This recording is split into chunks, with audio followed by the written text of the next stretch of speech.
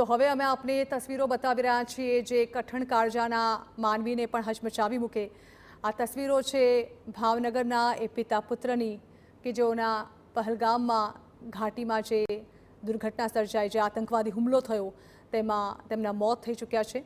ત્યારે હાલ તેમના મૃતદેહ છે તે અમદાવાદ પહોંચ્યા છે। તેને એર એમ્બ્યુલન્સથી ભાવનગર ખાતે લઈ જવામાં આવશે, જેમની અંતિમ ક્રિયામાં હાજરી આપવા માટે મુખ્યમંત્રી પણ ભાવનગર જવા રવાના થયા છે। તેમની સાથે ગૃહ રાજ્યમંત્રી હર્ષ સંઘવી અને સી આર પાટીલ પણ જોડાવાના છે। હાલ એર એમ્બ્યુલન્સ થકી આ મૃતદેહો અમદાવાદ પહોંચ્યા। પરિવારજનોમાં એક તરફ રોકકડનો માહોલ છે। થોડી જ વારમાં પાર્થિવ દેહ જે છે તે ભાવનગર લઈ જવાશે। એરપોર્ટ પર હાલ હર્ષ સંઘવી અને ઋષિકેશ પટેલ પણ ઉપસ્થિત છે। બે મૃતકો સુમિત અને તેમના પિતા યતીશ પરમાર, જેમના પાર્થિવ દેહ અમદાવાદ પહોંચ્યા છે। આ આતંકવાદી હુમલો જે નિર્દોષ વ્યક્તિઓ પર કરવામાં આવ્યો, આપ સીધા જ દ્રશ્ય જોઈ રહ્યા છો।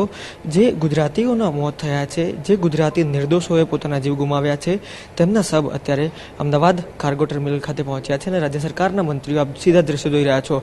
હર્ષ સંઘવી છે, ઋષિકેશ પટેલ છે, પૂર્વ મંત્રી ભૂપેન્દ્રસિંહ ચુડાસમા છે, તેઓ પણ અત્યારે જે બે મૃતકો છે તેમને શ્રદ્ધાંજલિ આપી રહ્યા છે।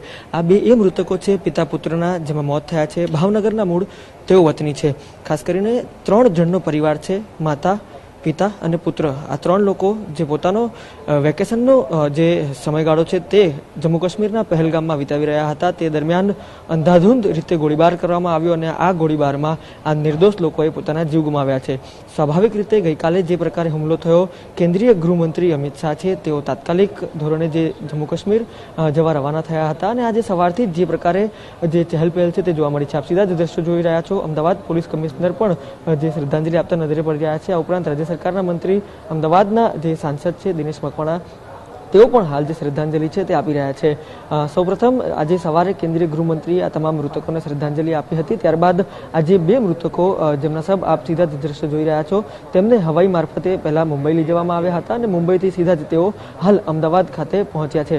અમદાવાદથી બાય રોડ તેમને ભાવનગર લઈ જવામાં આવશે, જ્યાં રાત્રે 2 કલાકની આસપાસ તેઓ ભાવનગર પહોંચે। ત્યારબાદ આવતીકાલે સવારે 8:30 કલાકે તેમની અંતિમ વિધિ છે તે તેમના વતનમાં કરવામાં આવશે। આ અંતિમ વિધિમાં રાજ્યના મુખ્યમંત્રી છે તેઓ પણ જોડાશે। આ ઉપરાંત સુરતના જે એક મૃતક છે તેમની પણ અંતિમ વિધિ છે તે કરવામાં આવશે, જેમાં સી આર પાટીલ છે તેઓ પણ જોડાશે અને સાથે સાથે હર્ષ સંઘવી છે તે પણ જોડાશે। પરંતુ આપ સીધા જ દ્રશ્યો, આ દુઃખદાયક દ્રશ્યો છે, આ ન માત્ર ગુજરાતને, ન માત્ર જમ્મુ કાશ્મીરને, પરંતુ સમગ્ર ભારતવાસીઓની આંખમાં જે આજે આંસુ છે તે આંસુનું મુખ્ય કારણ આ જ છે કે જમ્મુ કાશ્મીરમાં જ્યારે એક પરિવાર પોતાની જે પળો છે તે માણી રહ્યો હતો, તે દરમિયાન અંધાધૂંધ રીતે જે ગોળીબાર કરવામાં આવે છે અને તે ગોળીબારમાં નિર્દોષ નાગરિકો પોતાના જીવ ગુમાવે છે। સ્વાભાવિક રીતે આ ભાવુક ક્ષણ છે। વડાપ્રધાને પણ જે પ્રમાણે આંતરરાષ્ટ્રીય પ્રવાસ પર હતા, પરંતુ પોતાનો પ્રવાસ ટૂંકાવીને તેઓ પરત ભારત ફર્યા છે। આ તમામ બાબતો વચ્ચે જે પ્રકારે અત્યારે પણ અહેવાલો મળી રહ્યા છે, ભારત દ્વારા જે કડક એક્શન છે તે લેવામાં આવ્યા છે, જેમાં કેટલીક સંધિઓ છે તે પણ અત્યારે જે રદ છે તે કરી દેવામાં આવી છે।